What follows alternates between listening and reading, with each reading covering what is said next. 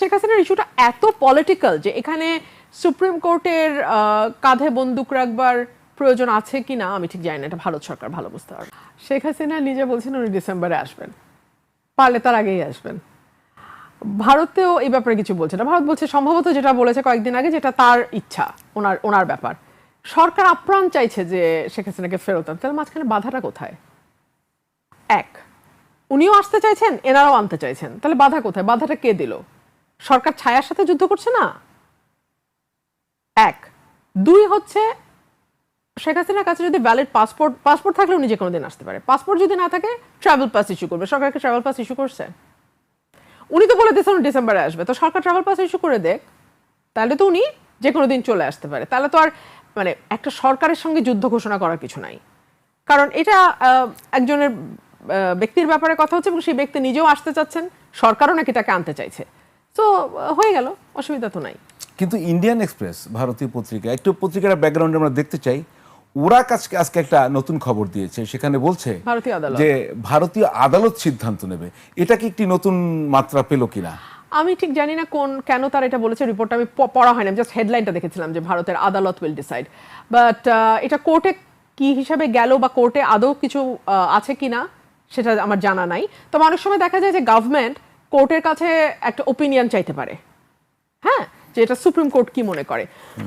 But Sheikh হাসিনার ইস্যুটা এত পলিটিক্যাল যে এখানে সুপ্রিম কোর্টের কাঁধে বন্দুক রাখবার প্রয়োজন আছে কিনা আমি ঠিক জানি না। এটা ভারত সরকার ভালো বুঝতে পারবে। একদম একদম শেষ যে তাহলে বাংলাদেশ ভারত সম্পর্কটা কোন দিকে যাবে। মানে এই সম্পর্ক তো ইন্টারিম গভর্নমেন্টের সময় আমরা খুব খারাপ অবস্থায় দেখছি, আমরা এখন আরো খারাপ অবস্থায় যাবে। তো আমাদের সেই ডিপ্লোম্যাটিক জায়গাটা কিভাবে আমাদের প্রস্তুত হতে হবে। ধরেই নি ভারতের সাথে সম্পর্ক ভালো হবে না, তাহলে আমাদের কি করতে হবে? আমাদের তো এগিয়ে যেতে হবে।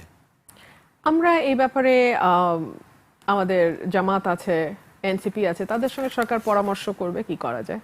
আমাদের কথা বলার তো আর কোনো পরামর্শ আমি চাইতে পারি। এমপি হিসেবে তো আমার মানে বক্তব্য দেওয়ার জন্য আমি সময় পাই না, পরামর্শ আর দিব। পরামর্শ দিতে তো লম্বা সময় লাগে, তাই না?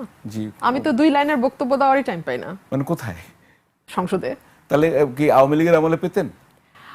না, পেতাম না। কিন্তু লড়াই টড়াই করে অন্তত স্পিকার কখনো বলতেন না যে চিফ হুইপের কাছে যান বা অমুকের, ওনার হাতে যেটুকু আছে উনি ওইটুকু দেওয়ার চেষ্টা করতেন। এখন তো আমি না, এখন ধরেন এখনকার পার্লামেন্টে আপনি এ পর্যন্ত যেটুকু সময় পেয়েছেন, তো আওয়ামী লীগের সময় পার্লামেন্টে কি কম্পারেটিভলি কখন আপনি বেশি সময় পেতেন, এখন না আগে? এটা মাত্র 6 মাস হয়েছে, আমি আরো কিছুদিন গেলে আমি বুঝতে পারবো। তবে মোটামুটি একই। তবে আমার মনে হয় আরো 6টা মাস যাক, আমার কাছে আরো ক্লিয়ার হবে। না, আপনার কাছে আমার কেন জানি মনে হয় আপনি কিন্তু বলেন প্রায়, আমি একদম শেষ পর্যায়ে গিয়েও শেষ করতে পারলাম না, আপনি এই সরকারের সাথে আগের সরকারের কোনো পার্থক্য দেখতে পাচ্ছেন নাকি? শুনতে পারবো সেটা? পার্থক্য পাচ্ছি না তো, আমি আপনাকে এখানেই বলছি কোনো পার্থক্য নাই তো। আপনি পার্থক্য পাবেন কেন? সেইটা ছিল সেন্টার লেফট টু ফার লেফটের একটা পার্লামেন্ট, এটা হচ্ছে সেন্টার রাইট টু ফার রাইটের একটা পার্লামেন্ট। ওখানেও বিরোধী দল ছিল ঘরে পোষা, এখানেও বিরোধী দল এখন পর্যন্ত ঘরে পোষা।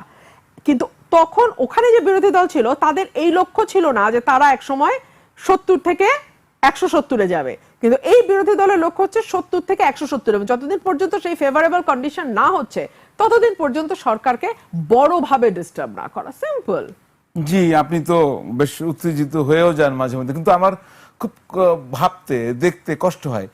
একদা বিএনপির লোক, আপনি এত বিএনপি বিরোধী কেন হলেন? মনে হয় যেন আমি যদি বলি ওই পার্লামেন্টে দেখতাম আমরা রুমিন ফারহানা কথা বলছে বিএনপি, এখন যদি পার্লামেন্টে দেখি এনটি বিএনপি কে কথা বলছে, রুমিন ফারহানা। একই অঙ্গে এত রূপ।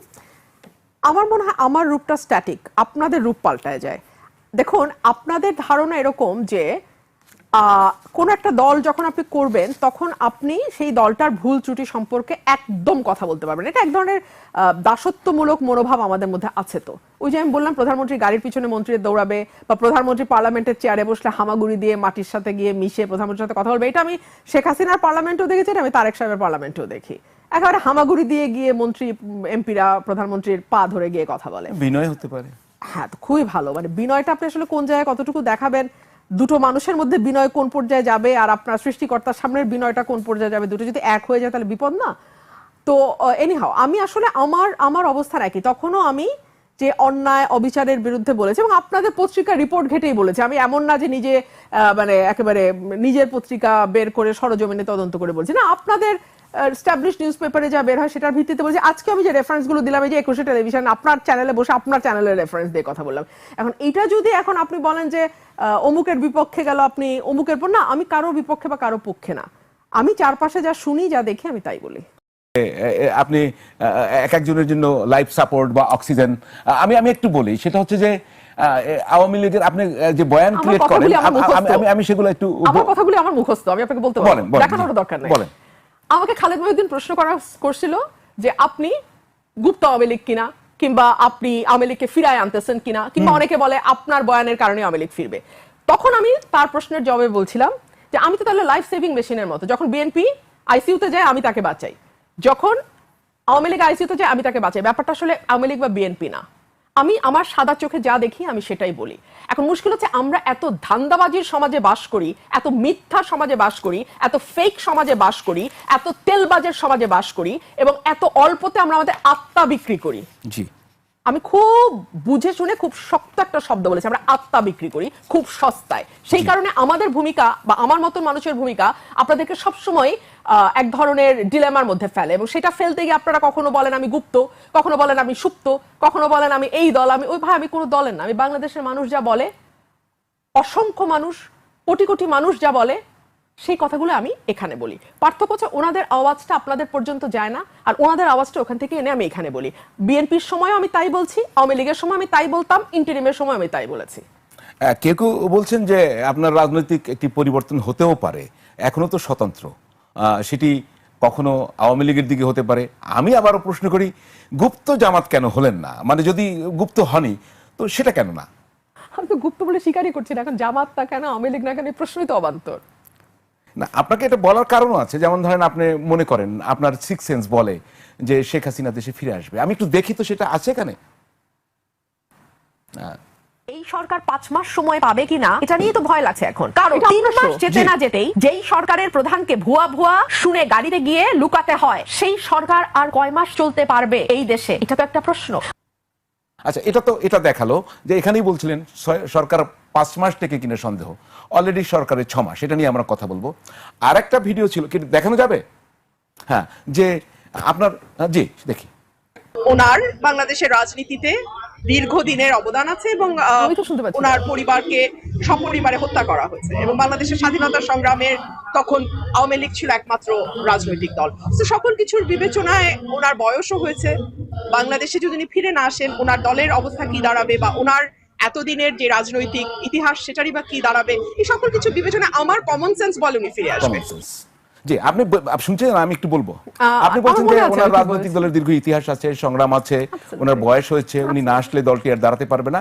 আপনার কমন সেন্স বলে উনি ফিরে আসবেন। আমি এর সাথে যুক্ত করি, এই কমন সেন্স বলে, common sense is most uncommon, আপনি জানেন, মানে common sense is most uncommon. সুতরাং আমি মনে করি এটা ওয়াইজ সেন্স। সেইটার কারণটা কি, মানে কিভাবে, কেন মনে করেন? আরেকটা জিনিস বলি, এই আপনার 5 তারিখে যে উনি ওখানে প্রেস কনফারেন্সে ভার্চুয়ালি যুক্ত হলেন, তারপর থেকে একটা টানা পড়েনও হচ্ছে। এখনই কি মনে করেন আপনার কমন সেন্স কি তাই বলে? দেখুন, আমি এটুকু বুঝি যে কয়েকটি কারণে ওনার ফেরাটা ওনার জন্য অবশ্যম্ভাবী। এর প্রথম কারণ, আমি মোটামুটি 3টা কারণ বলি সবসময়। এক হচ্ছে যে এই দেশের পেছনে ওনার পারিবারিক হিস্ট্রি আছে, ওনার দলের হিস্ট্রি আছে, এবং সবচেয়ে বড় কথা, ওনার পুরো পরিবারকে এক রাতে শেষ করে দেওয়া হয়েছে, এবং সেটা রাজনীতির কারণেই। আজকে যদি উনি ফিরে না আসেন, ওনার দলের কোনো অস্তিত্ব থাকবে না, ওনার ফ্যামিলির যে ত্যাগ সেটাও প্রায় মুছে যাবে। 2 হচ্ছে ওনার বয়স 80-র কাছাকাছি। ওনার স্বাভাবিক মৃত্যু যে কোনো দিন হতে পারে। দেশের বাইরে যদি ওনার মৃত্যু হয়, তাহলে যেটা হবে, that will be the last nail in the coffin. এরপর আর কিছু থাকবে না, এবং ওনার শেষ যে চিত্রটা অঙ্কিত থাকবে সবার মধ্যে, সেটা হচ্ছে যে ওনার একটা স্বৈর শাসকের ভাবমূর্তি, যিনি পালিয়ে গিয়েছিলেন তার নেতাকর্মীদেরকে ফেলে দিয়ে। আচ্ছা, এটা একেবারেই, মানে আপনি ভাই শুনেন, এখন ক্যামেরার সামনে তো অনেকে আপনারা অনেক কথা বলেন না, কিন্তু ক্যামেরার উল্টা পাশেই কিন্তু এই কথাগুলো আপনারাও সবাই স্বীকার করবেন, সবাই। আপনি, আমি বলে না, এটা সবাই, আমি যতজনের সাথে আলোচনা করেছি সবাই বলছে অ্যাবসলিউটলি তাই। সো এটা যে কেবল আমার সেন্স বলছে তা না।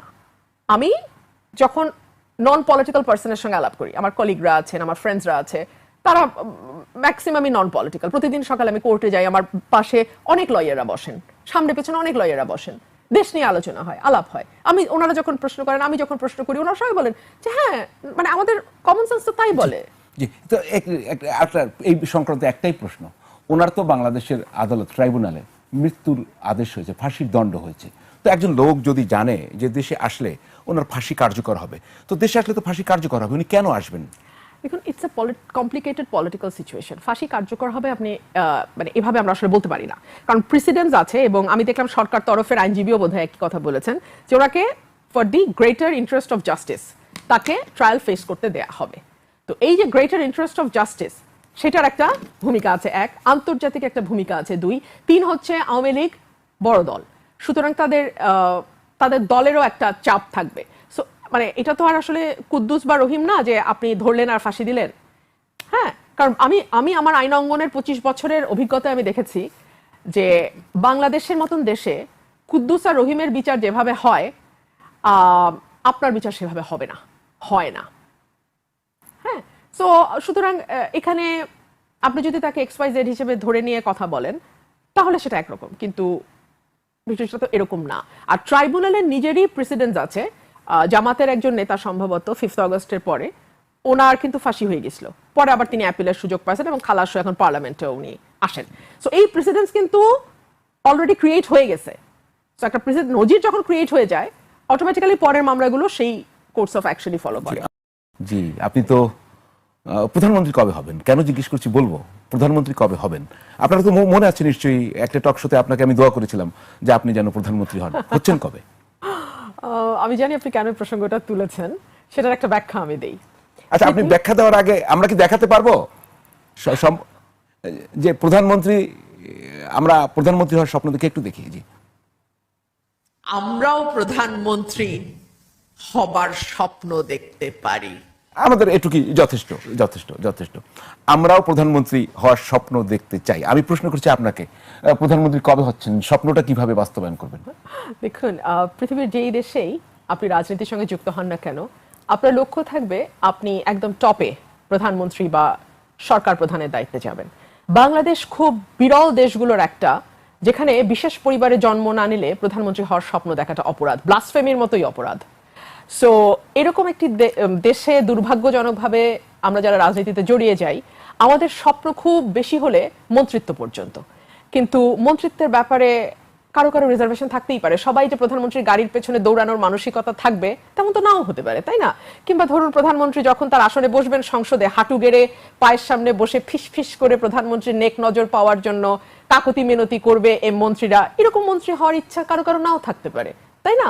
সো আমি তাদের জন্য বলেছিলাম যে এই অভ্যুত্থান আমাদের অনেক কিছু শিখিয়েছে। তার মধ্যে একটা হলো যে আপনি যেই অবস্থা থেকেই আসেন না কেন, যেই পরিস্থিতি থেকেই আপনি আসেন না কেন, আপনার যদি মেধা থাকে, যোগ্যতা থাকে, দক্ষতা থাকে, জনপ্রিয়তা থাকে, মানুষ আপনাকে ভালোবাসে, আপনার যদি সেই রাজনৈতিক প্রজ্ঞা থাকে, তাহলে সর্বোচ্চ স্বপ্ন দেখতে বাধা কেন? ধরুন আজকে এই যে আমরা প্রশ্নটি করছি এবং এটা নিয়ে আলোচনা করছি, এটাই ইন্ডিকেট করে যে এই দেশটার মধ্যে এটা খুব স্বাভাবিক বিষয় নয়।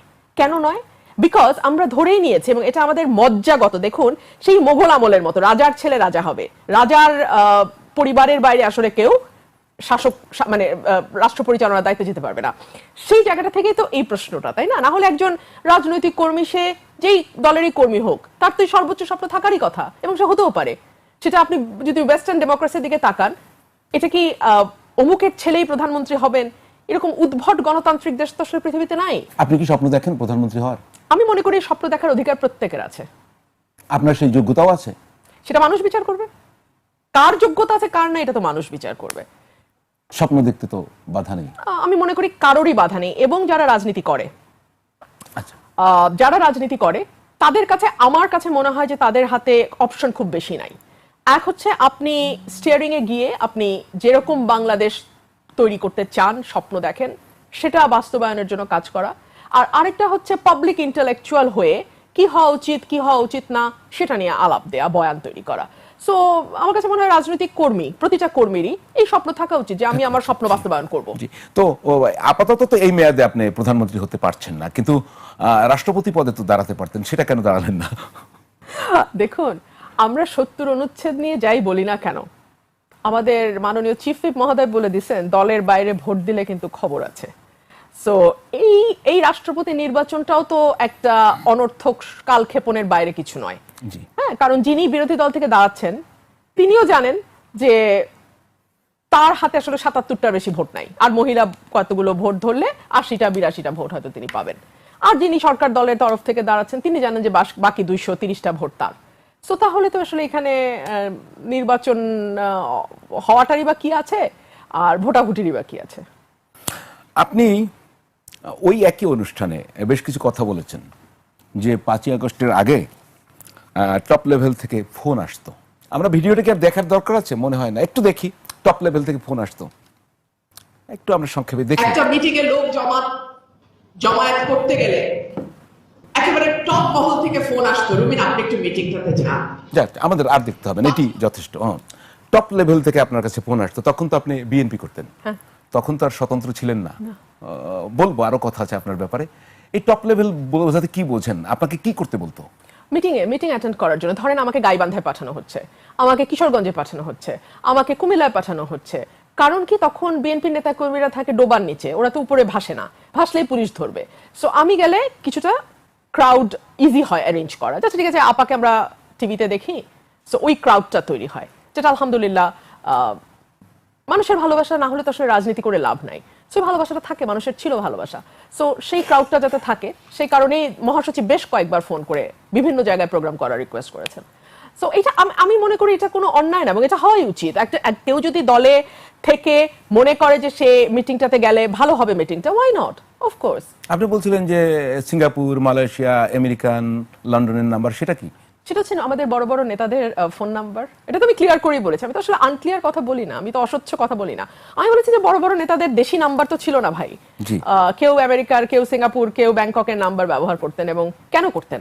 যাতে এক হচ্ছে তাদের সাধারণ কর্মীরা তাদের বিপদে ট্রেস করতে না পারে, কথায় কথায় নেতাদের কাছে আশ্রয় চাইতে না পারে, কর্মীদের সাথে তাদের সকল সমস্যার মধ্যে নেতারা জড়াইতে চাইতেন না, এক। আর দুই হচ্ছে সরকার যাতে তাদেরকে সহজে ট্রেস করতে না পারে, এই তো কারণ। তো আপনি তো এখন বিএনপিতে নাই, তো বিএনপিতে ফিরে যাবেন না আওয়ামী লীগের নাকি গুপ্ত? আপনি নাকি আওয়ামী লীগের জন্য বয়ান তৈরি করেন, আপনি আওয়ামী লীগের পক্ষে কাজ করেন, আওয়ামী লীগের গুপ্ত। তো আপনি কি আওয়ামী লীগের গুপ্ত না জামায়াতের গুপ্ত?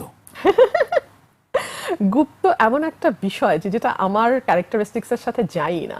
আমি অতি প্রকাশ্য বলেই আমার সাথে হয়তো অনেক সময় অ্যাডজাস্টমেন্ট প্রবলেম হয়ে যায়। আমার আগের সংগঠনের সাথে যেটা হয়েছে, ধরুন তারা চাঁদাবাজি করছে, তার চাঁদাবাজি ইলেকশনের আগে, ওইটা নিয়ে আমি কথা বলেছি, দলের সাথে আমার দূরত্ব তৈরি হয়েছে। আমি নানান অপকর্ম যেগুলো হচ্ছিল দলে সেগুলো নিয়ে সোচ্চার হয়েছি। অফকোর্স 5ই আগস্টের পর এগুলো সারফেসড হয়েছে, তখন আমার সাথে একটা দূরত্ব তৈরি হয়েছে। আমি এত কথা না বললে আমার এই দূরত্ব তো হতো না। সো আমার কাছে মনে হয় গুপ্ত থাকার জন্য যে প্রতিভা দরকার সেটা আমার নাই। এত কথা বলার দরকার কি আপনার? এইটা বরং ভালো কথা। এত কথা বলার আসলে দরকার কি? আমার ধারণা বিষয়টা আমার জিনের মধ্যেই আছে। আমার বাবাও চুপ থাকতে পারতেন না, উনি চুপ থাকলে হয়তো 144 ধারা ভাঙাও হতো না, বাংলা ভাষা রাষ্ট্রভাষাও হতো না, এবং তখন দমন করতে পারলে 69-এর গণ অভ্যুত্থান কিংবা 71-এর মুক্তিযুদ্ধ সেই পটভূমিটাও তৈরি হইতো না। তো এই যে চুপ করতে না পারা তো আমাদের হেরিডিটারি, এটা আমাদের ব্লাডে। কিন্তু আমি যদি বলি যে আপনি যদি বিএনপি থেকে বহিষ্কৃত না হতেন, বিএনপি থেকে মনোনয়ন পেতেন, আপনি যদি বিএনপি থেকে সংসদ সদস্য হতেন, অবভিয়াসলি আমি মনে করি হতেন, আপনি হয়তো বা মন্ত্রী প্রতিমন্ত্রীও হয়ে যেতেন বিএনপির, আপনি কি এই কথাগুলো বিএনপির বিরুদ্ধে তখন বলতেন? এই সরকারের বিরুদ্ধে আপনি কি কি বলেন আমরা সেটা পরে দেখবো। আপনি কি বলতেন একদম আপনি বুকে হাত দিয়ে বলেন? হ্যাঁ, বুকে হাতের, শুনেন, বুকে হাত দিয়ে মানুষ মিথ্যা বলে, আমি ওই লাইনেই যাব না। আমি আইনজীবী, আমি যুক্তি দেখাই আপনাকে। নমিনেশন পাওয়া না পাওয়ার তো একটা বিষয় আছে দলে, আছে তো। এবং যেহেতু আওয়ামী লীগ মাঠে নাই, সুতরাং এইবার বিএনপি ক্ষমতায় আসছে, এটা শতভাগ মোটামুটি স্বীকৃত। হ্যাঁ বলেন কি, নাকি আপনি একমত না? না, একমত না হলে আমি আলাদা যাবো না। না, আমি তো আপনার সাথে একমত বা দ্বিমত কোনোটাই না, আমি তো আপনার কথা শুনতে চাই এবং দর্শকরা তাই আপনি যখন আমাকে প্রশ্ন করছেন তাহলে তো আমার যদি এই স্টেপগুলোর সাথে আপনি একমত না হন তাহলে তো আমি আমার কনক্লুশনে দিতে ধরে পারবো নেন না। আপনার টাইমে একমত হলাম, তারপরে বলেন। হ্যাঁ, তারপরে এক হচ্ছে নমিনেশন পাওয়া না পাওয়ার একটা ব্যাপার আছে, দুই হচ্ছে বিএনপি ক্ষমতায় যাচ্ছে, এটা মোটামুটি স্বীকৃত। জি। তিন হচ্ছে আপনি আপনার প্রশ্নে বললেন যে মন্ত্রী-ফন্ত্রীও হয়ে যেতে পারতাম, তা তো হতে আপনি বললেন। আচ্ছা, আপনার এই 3 নম্বরটা আমি জানি না, কিন্তু প্রথম দুইটা তো সর্বজন স্বীকৃত। জি। তাহলে আমি চাঁদাবাজি নিয়ে তো ভোকাল হইলাম কেন? আমি কি জানি না যে এটা আমার নমিনেশনে এফেক্ট করবে? আমাকে কি প্রশ্ন করা হয় নাই যে আপনি যেভাবে বলছেন? তখন আমি এই আপনার আজকে যেরকম ওপেন শো সবাই দেখছে, সেই দিনও খুব সম্ভবত বাংলা ভিশনে আমি বলেছিলাম ধানের শীষ না দিলে হাসে করব। আমি জানি খুব বেশি হলে কি হবে, নমিনেশন দিবে না, এই তো। না, সেটা কি আপনার নমিনেশন অনিশ্চিত হওয়ার পরে কি আপনি ভোকাল না হয়েছেন? না না না না না, আপনি এখন ভোকাল হয়েছেন, আগে কি ছিলেন? ভাই রে, তাহলে তো আপনার সাথে এই আলাপ তো হয় না, কারণ না, আগে হবে, কি হবে। ছিল না, কারণ আপনি যদি আবার ওই ডকুমেন্টস গুলো আপনার কাছে না থাকে, যেগুলো পিনাকি ফিনাকির মতো লোক হাজারবার ব্যবহার করছে, সেগুলো যদি আপনার কাছে না থাকে, তাহলে তো আপনার সাথে এই আর্গুমেন্টটা আপনি বুঝবেন না। না, বুঝবো, বলেন। বললাম তো যে এটা তো আমি আজকে না, এটা তো সেই 2024 সালের ডিসেম্বর থেকে আমি শুরু করছি বলা, যখন থেকে এগুলো এভাবে সারফেসড হয়েছে। তো 2024 ডিসেম্বরে তো আমার জানার কথা না ইলেকশন কবে। 2024 সালে তো অন্তত এইটুকু জানতাম যে একটা নমিনেশনের ব্যাপার থাকবে সামনে, কারণ আওয়ামী লীগ নাই মাঠে, এইটুকু তো জানতাম। একটি বিষয় যে সামনে তো আমাদের স্থানীয় সরকার নির্বাচন হবে, আপনি খুব ভালো করে জানেন। খুব ইন্টারেস্টিং একটা ঘটনা ঘটে গেছে, একটু দেখাবো আমরা পিছনে। 22 জুলাই হাইকোর্ট একটি রুল দিয়েছে। আদালত বলছে ইউনিয়ন পরিষদ চেয়ারম্যানদের শিক্ষাগত যোগ্যতা কমপক্ষে কেন স্নাতক হবে না, এই জন্য রুল নিষেধ জারি করেছে। আপনি তো আইনজীবী মানুষ, জানেনও। এবং এটা পাওয়ার পরে দুজন আইনজীবী রিটটা করেছিলেন, নির্বাচন কমিশনের বিষয়টি নিয়ে কাজ শুরু করেছে এবং স্থানীয় সরকার ব্যবস্থায় অন্যান্য প্রার্থীরও যোগ্যতা নির্ধারণ করার জন্য একটা প্রক্রিয়া শুরু হয়েছে।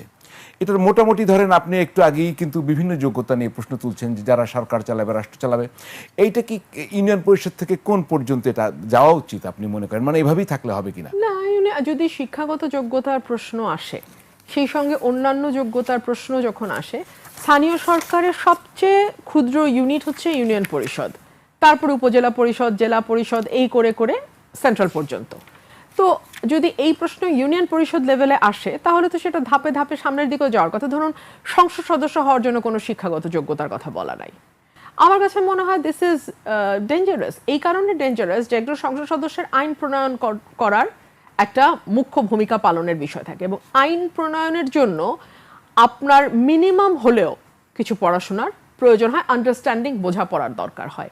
সো আইন প্রণয়ন বলেন, রাষ্ট্রের পলিসি মেকিং বলেন, রাষ্ট্রের ডিসিশন মেকিং বলেন, এই জায়গাগুলো যেটা একজন এমপির কাজ হওয়ার কথা। মূলত তো আমরা যে কাজগুলো করি ওটা কিন্তু স্থানীয় সরকারের কাজ। রাস্তা বানাও, ব্রিজ বানাও, জিও ব্যাগ ফেলো, নদীর ভাঙন রোধ করার জন্য গার্ড বানাও, এগুলো কিন্তু আসলে এমপির কাজ না। অমুককে ধরে নিয়ে গেছে তো অমুকের জন্য থানায় ফোন করো, ডিসিকে ফোন করো, ইউনোকে ফোন করো, এগুলো, এই ফোন টোন করা কিন্তু এমপিদের কাজ না, কিন্তু আমাদেরকে এটা করতে হয়। তো স্থানীয় সরকারে যদি একদম সবচেয়ে নিচের টায়ারে যদি শিক্ষাগত যোগ্যতা স্নাতক নিয়ে আসা হয়, তাহলে সেটা সংসদ সদস্য, সেটা মন্ত্রী, প্রধানমন্ত্রী, সেই পর্যন্ত যাওয়াটাই তো লজিক্যাল। মানে আপনি হঠাৎ কোন আউট অফ নোওয়্যার আপনি স্থানীয় সরকারে কেন স্নাতক চাচ্ছেন? তাতে কি হবে, লাভ হবে?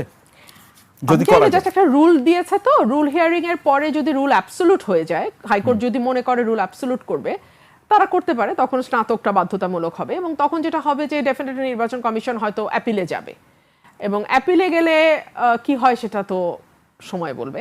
বাট আমার কাছে অ্যাপিল বা কোর্টের ব্যাপার না। আমি একজন রাজনৈতিক কর্মী হিসেবে মনে করি শিক্ষাগত যোগ্যতার একটা মিনিমাম লেভেল নির্ধারণ করে দেওয়া উচিত।